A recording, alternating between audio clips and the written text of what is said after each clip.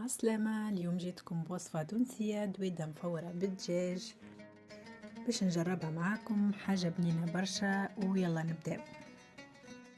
باش نستحقوا بصلتين مقطعين جويدين، 6 سنة ثوم، حمص، 4 ورقات رند، زوز مغارف فلفل أحمر، مغرفة ملح، مغرفة فلفل أكحل، مغرفة فاحات متنوعة اللي نسميوها زادا فاحات المقارونة، مغرفة صغيرة كركم، زوز مغارف طماطم معجونة باش نحلها في شوية ماء دافية.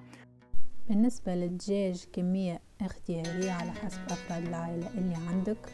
وأخيرا الدويدة أول حاجة باش نغرقوها بالزيت، تقريبا باش يكونوا زوز فناجن متاع قهوة زيت.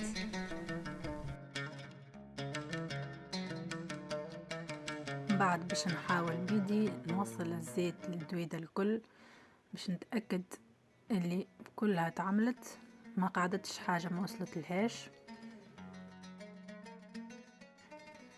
هكاك من بعد في التفوير ما تلصقليش وما تلصقش في بعضها.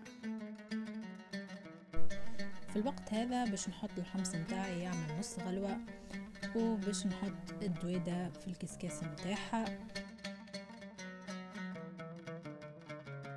طبعا باش نبدا نحضر الصوص متاعي. اول حاجه باش ناخذ الدجاج اللي كنت حضرته من قبل، غسلته مليح بالقارص والخل وحطيت فيه الكيلو الزعتر وشويه ملح، اقل حاجه تخليه 4 سوايع.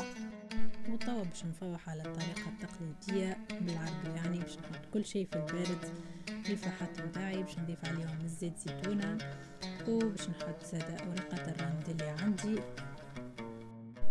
وطاوة باش نحط البصل اللي حضرته من قبل، وباش نحط الثوم زادا. كل سنة باش ناخذها باش نقصها في 2 باش هكاكا تسيب اكثر الفيحة متاعها. وبعد ما نكمل الكمية اللي عندي الكل باش نحطوا الطماطم المعجونة اللي كما قلت لكم حليتها في شوية ماء دافية. وهكا نكون كملت حطيت كل شيء، ما تبقى لي كان باش نخلط المكونات الكل في بعضها، وباش نحاول ندخل الفيحة الكل في وسط الدجاج، وماذا بينا نخليه يرتاح شوية ربع ساعة هكاكا باش تدخل فيه الفيحة الكل. توا باش ناخذ الخليط متاعي اللي حضرته باش نحطه في الماء اللي خليته يسخن قبل الوقت.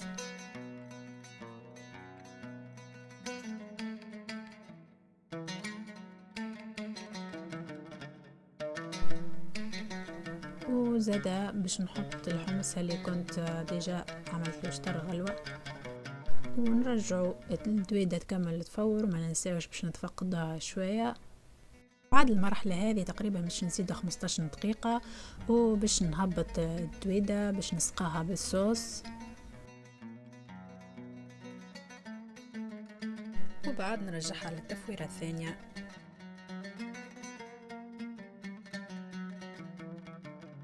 وفي المرحلة هذه بطبيعة الحال حاجة اختيارية، اللي يحب يزيد البطاطا شوية سناريا، هذه حاجة ترجع لكم. أنا باش نحط شوية بطاطا شوية سناريا.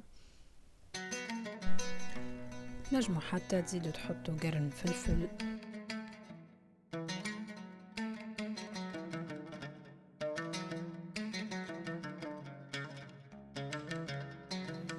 توا الدويدة باش تفور 10 دقائق ماكسيموم 15 دقيقة، ومن بعد باش نهبطوا التفويرة الثانية ونسقيوها كما عملنا في المرة الأولى.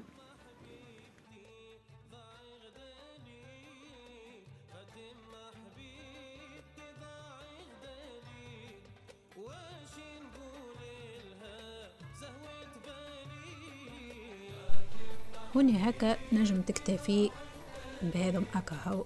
اما اني اخترت باش نزيد نجمرها في الفور على خاطر نحب الحاجات المجمرة في الفور.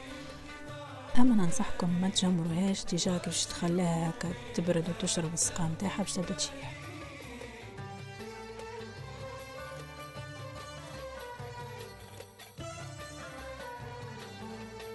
اني باش نحطها تقريبا في 200 درجة لمدة 40 دقيقة تتجمر، وباش نزيد نسقاها بالباهي بالسقا من الفوق، وهكا باش تكون النتيجة وجات بنينة برشا. إذا ما جربتوهاش قبل ننصحكم تجربوها من باب التنويع. هيدا سيوش تعطيونا كلكم برشا حب، وباي باي.